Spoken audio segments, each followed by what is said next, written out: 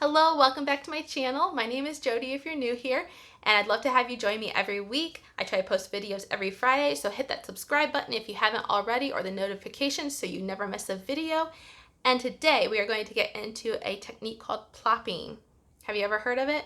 Because before I started my curly hair, don't want to say journey necessarily, but before I started my curly hair exploration more so, I had never heard of it. And while I did do some of the plopping methods, I didn't know that, and I didn't know necessarily all the benefits of plopping versus not plopping.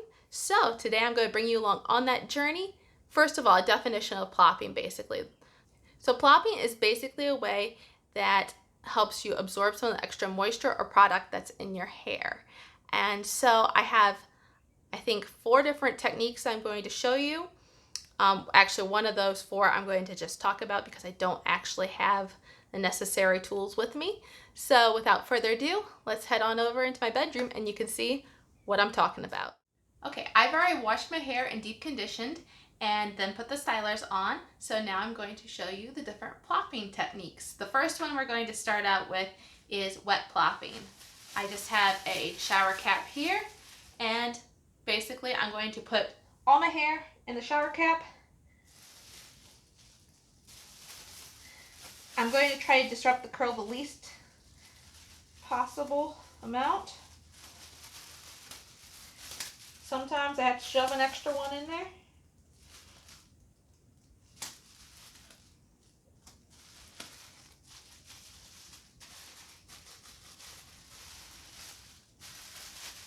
And there, I've wet plopped. Now, I rarely do this method, the wet plopping, but you can also add an extra towel on top of it to try to keep it contained so it's not flopping as much.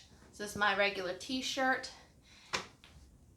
and I use a t-shirt rather than a microfiber towel. It's just what I prefer. It's cheaper, and actually I'm going to turn this around. It's already wet. I've already used it for my shower. So, okay, so here we go. Okay, some of the benefits of wet plopping is that it helps hold the curls in place, it helps promote big juicy curl clumps, and it reduces wet frizz, and it doesn't remove any moisture really. It's great in that transition period when you're trying to get your hair healthy again, but it can take a long time to dry. And there, we're done. She's secure. She ain't going anywhere. So this is wet plopping. And I usually leave it in for maybe like 15 minutes. Just enough to let the styler soak into my hair strands, and then I'll take it out and air dry a little bit and then diffuse usually. The next method of plopping is taking your microfiber towel, and it's called, or my t-shirt, and it's called micro plopping. Taking your hair and gently scrunching it upwards, not really squeezing, which I just did there, as I shouldn't. But you're just trying to absorb some of the extra moisture that's in your hair. The other form of plopping is the traditional plopping, or dry plopping as they sometimes call it. And same way you did with, or the same way I showed you that I did with wet plopping, just don't use the shower cap. Just use your t-shirt or microfiber towel. I'm going to tip my head upside down, try to gently, well, get all the curls down here, try to gently put my hair all in one spot. Of all the plopping methods, this is usually the one I do the most. I usually do this just to help remove some of the extra moisture that's in my hair, or even extra product. And I like it because while I'm removing some of the extra moisture and product, I'm also not weighing my curls down with the length of my hair. Don't I look fancy?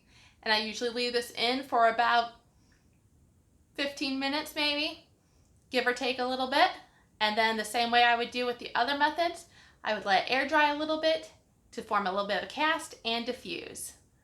Last method I would do would be a net plopping, which I don't have the material here to show you.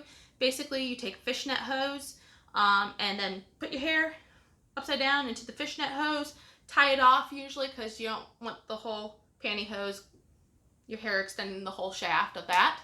And I do wonderful hand motions there.